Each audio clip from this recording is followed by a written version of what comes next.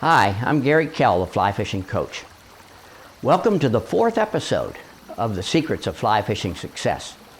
Today, we're going to learn about rods and reels. So sit back, clear your mind of all your troubles, get ready to reel it all in.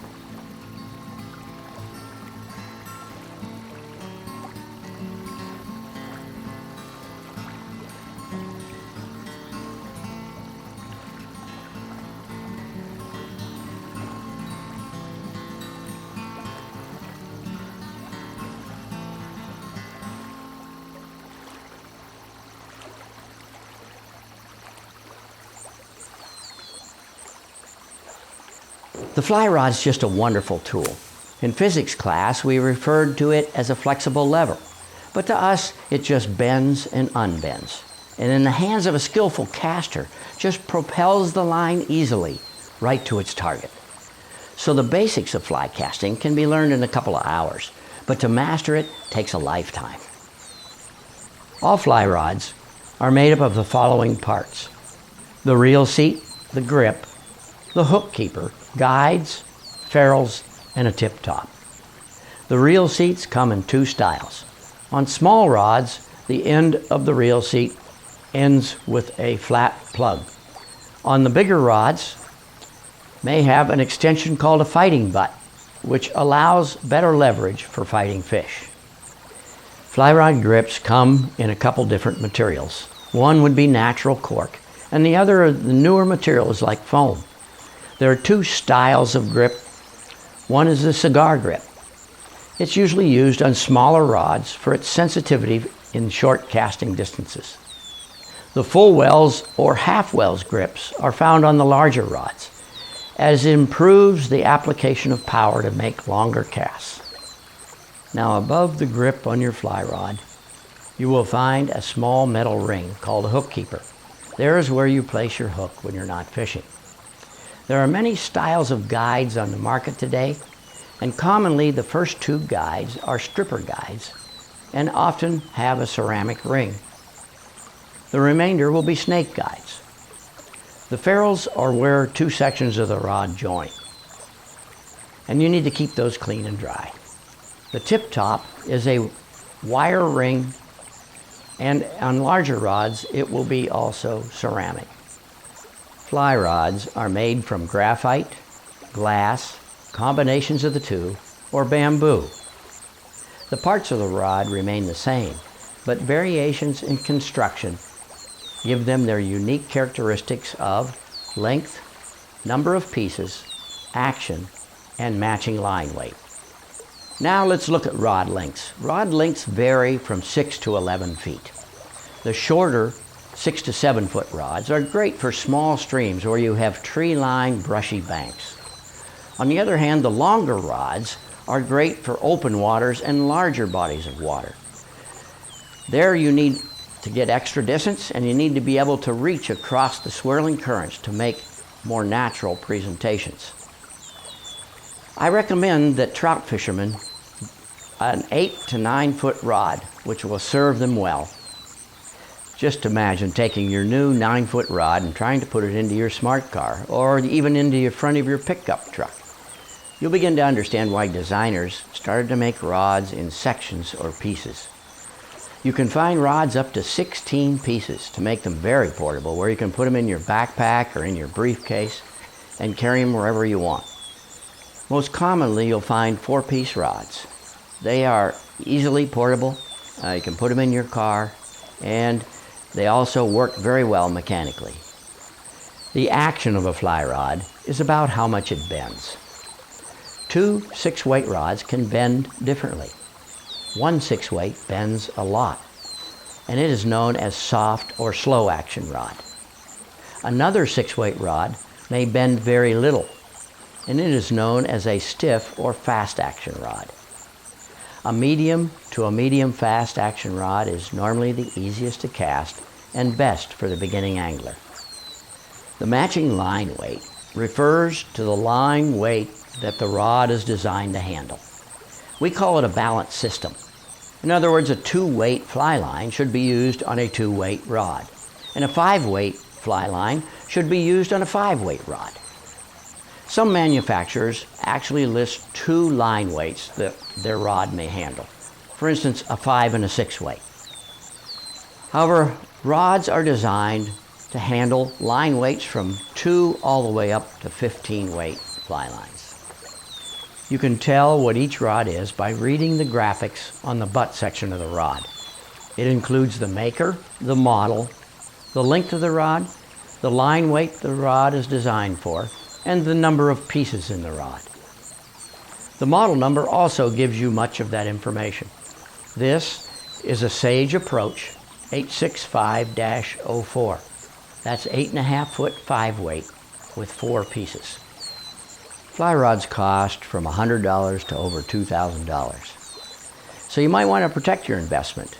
It's a good idea to store and transport your rods in a rod tube, and then you'll have them for a lifetime. Here's some secrets to protecting that investment. When assembled at the car, be sure the tip avoids closing windows and doors and tailgates. When you're inside, make sure you keep it away from ceiling fans. When walking along the stream, let the rod trail behind you to avoid breaking the tip. When you fit the rod together, make sure the ferrules fit snugly with a slight twist. And also avoid putting your rod away wet. Now let's look at reels. Reels store and manage your fly line. Some will include a mechanical drag that will help you subdue and fight larger fish. On one hand, they do store the excess line to keep it from tangling at your feet. And on the other hand, it's rather easy to pull line off the reel when you need additional distance. Generally, the reels are used by retrieving and stripping line off the reel with one hand and you casting with the other. Reels are made of machined aluminum, stamped metal alloys, or molded graphite. There are 2 parts to every reel, a main frame and a spool. The feel and function of a reel is measured by the quality of its construction and of the following variables: the retrieval system, the drag, the size of the arbor, and the fly line weight capacity.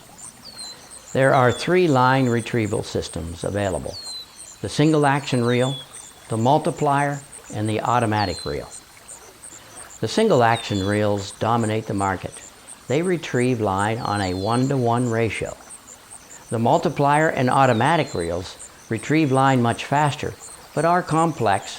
They're normally heavy and normally higher cost, which make them undesirable.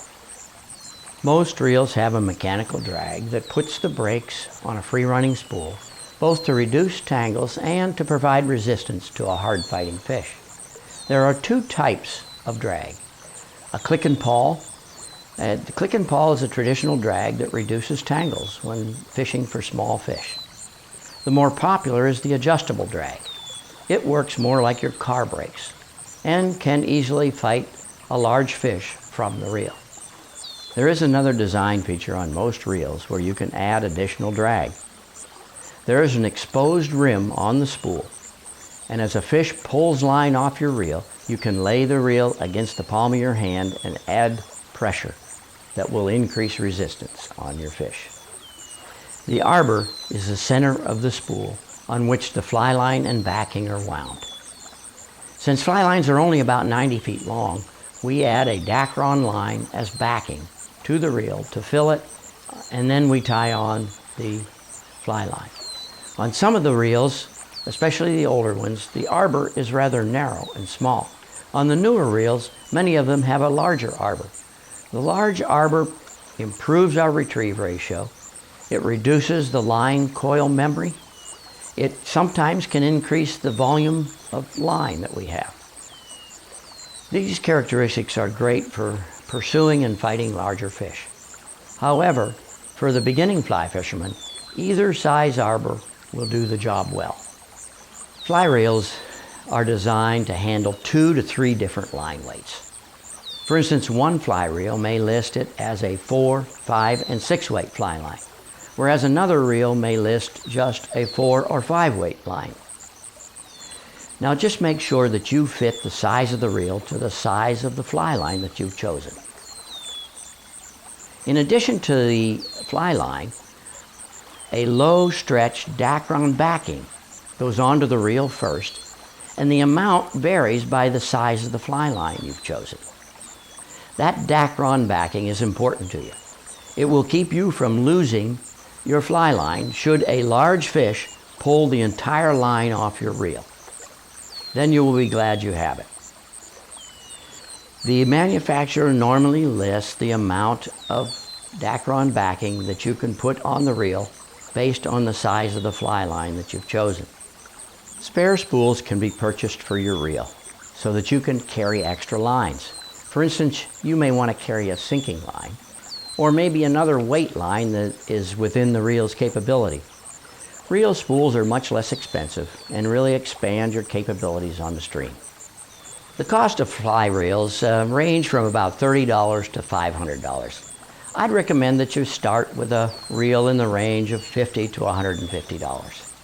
To protect that investment, make sure you rinse them of all the silt and dirt after every outing. At the same time, you can clean your fly line at least every 3 or 4 outings. And now, a final word about your retrieve hand. When you purchase a reel, they will ask you whether you want to retrieve with your right hand or your left hand.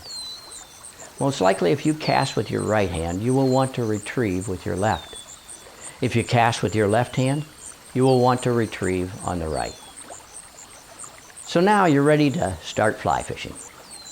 Join me in the next episode of The Secrets of Fly Fishing Success on episode 5, where we will discuss leaders and tippet, our final connection to the fish. Until then, have a great day fishing.